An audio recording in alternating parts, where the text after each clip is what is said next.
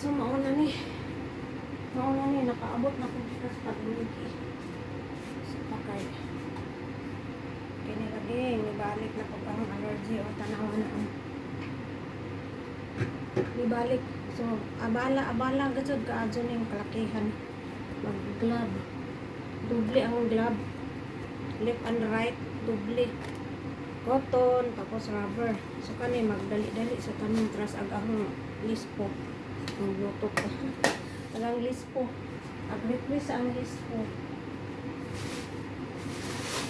Kani siyang request. Kamarin kami po. Ipalit ko ang pork belly. Asa naman yung ilok man. Ito yung request. Kuan. Ang mga sangkap nito ba? Kani siya sa Googles. I-Googles niyo wild bamboo. Wild na kabutang buwa. Ang butog nga kaban sa Pilipinas. Mura wa ato ko kita. Mura sa tubo nga abra. Pero dili aha na siyang research. Makit anis tubig-tubig ba. Basak siguro ambot. So ang ingredients dani sa isang request ni amo wild bamboo or nakita mo ito ang bamboo po. Labong. Sa mga hindi alam ng labong, bambusot. Sa hindi nakakaalam kung ano yung labong, bambusot sa English. Ano nanagana ko ang palit daaning kari si Jang Wild kay pag pait gani ni si Ja, dili ni na hindi ko ituloy ihalo pag mapait. Kasi summer siya mapait pag summer. Pag winter, okay lang. So, ganito. Ibabad ko muna siya sa tubig. Lagyan ko ng asukal. Mamaya na yung asukal kasi alamin ko muna. So, yung sangkap niya, ito siya, pork belly na frozen. Pork belly na frozen. Dalawa yung binili ko. Kasi request na, damihan ko na tingnan mo. Pinili ko yung hindi makapal ang taba. Ayan o. Hindi makapal ang taba niya o. Kasi mayroong iba makapal talaga. Pero hindi maiwasan, may makapal banda dito o. Pasensya na kayo sa akin. Yan, 2 piraso binili ko. Frozen yan ha. Ang halaga niya is 39.90 cents sa Kaibo. Tapos ito naman ang spare ribs. Frozen gyapon siya. Spare ribs o yung may buto. Hindi ko pinili yung spare ribs na matigas ang buto. Ito siya. Ang halaga naman nito is 37.60. Pinili ko yung may laman naman. At saka hindi yung maano yung buto. Kita mo. Ang halaga nito 2, 4, 6, 6 siya. Iba-iba ang size. Ang halaga niya is 37.60 kasi 24 ang pound. Itong klase na to 24 per pound. 24 ang frozen siya. Kita mo yung buto niya. Ayan oh, may buto siya pero makakain yung buto. Yan oh. Ito oh. Ito. Kasi mabigat din yung pinakatunan na buto. So ito siya frozen. Tapos bumili din ako ng fresh na pork belly. Fresh siya. 40 ang kati. Ayan oh. 40 ang bali fresh siya, hindi siya frozen oh. Ayan oh. Layer din siya. 40 ang isang kati. 600 grams lang ang kati. Kasi yung kilo, isang kilo 1,000 grams. Ito siya 600 grams isang kati. Ang halaga nito is 42. Kasi sabi niya, you buy more and cook more eh. So ito, tatalian ko nga siya mamaya para alam ko kung alin yung frozen at saka yung fresh. Yung frozen, dalawang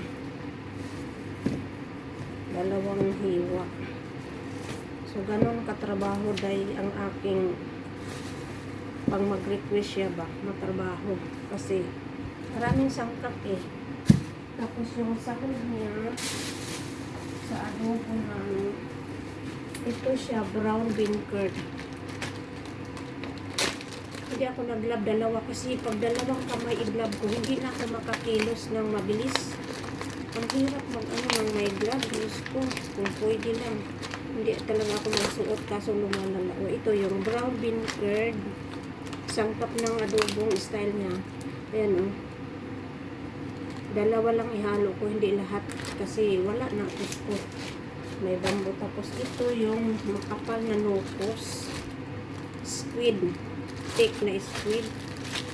Ayan o. Makapal na nopos siya.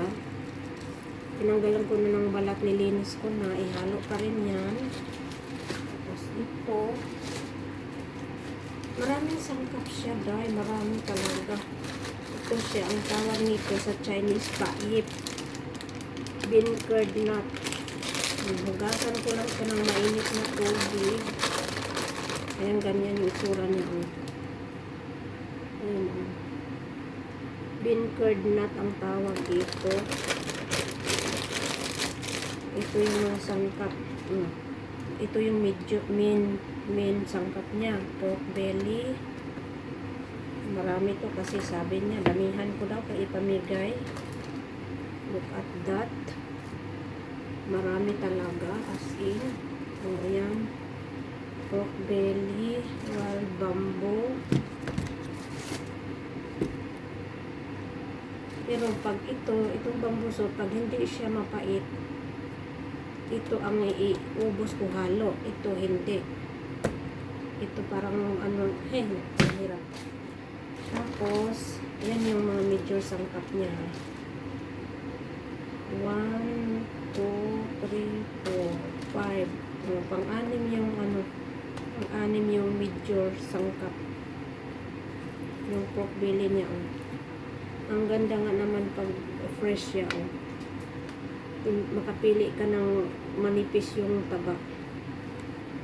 Anyway, yun lang ang update ko guys sa aking lulutuin na makabisi-bisi ako today. Sa atin kasi yung adobo natin na baboy, may itlog. Sa atin may itlog, dito wala. Walang itlog. So yan ang mga sangkap ko guys sa aking request ni the most requested. Para siyang Shanghainese recipe. Yung frozen naman, dalawa lang binili ko kasi siyempre hiwa-hiwain siya. Maganda din naman siya. Manipis din. Ayan kita niyo. Pinili ko yung manipis ang taba dito. Yung iba kasi makapal ito banda makapal siya konti. Nabalik-balik na yung istorya na. Pasensya na kayo yung aking salita. Basta sa isang to, tapos yung panimpla niya.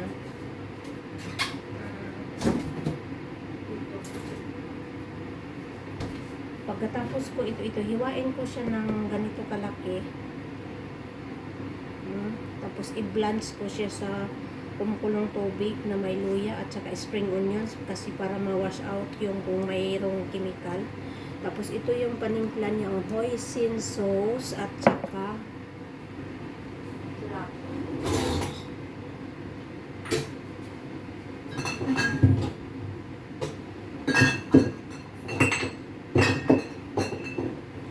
yan. Ito dark soy sauce. So yun lang ang aking talk show today guys. Ito yung before naluto. Ito yung upload ko. After maluto, yan i-update ko rin kayo. Kasi malay natin palutuin din kayo sa amo ninyo. Kasi ito yung specialty ng Shanghainese recipe. Adobong karning baboy. So, before lutuin ito, tapos pag naluto na siya, i-update ko rin kayo. Okay, thank you for watching guys. Busy ang lola niyo today. Kasi ipamigay daw niya ito ng aking list po na amo. Thank you for watching. Bye. Love, love, love.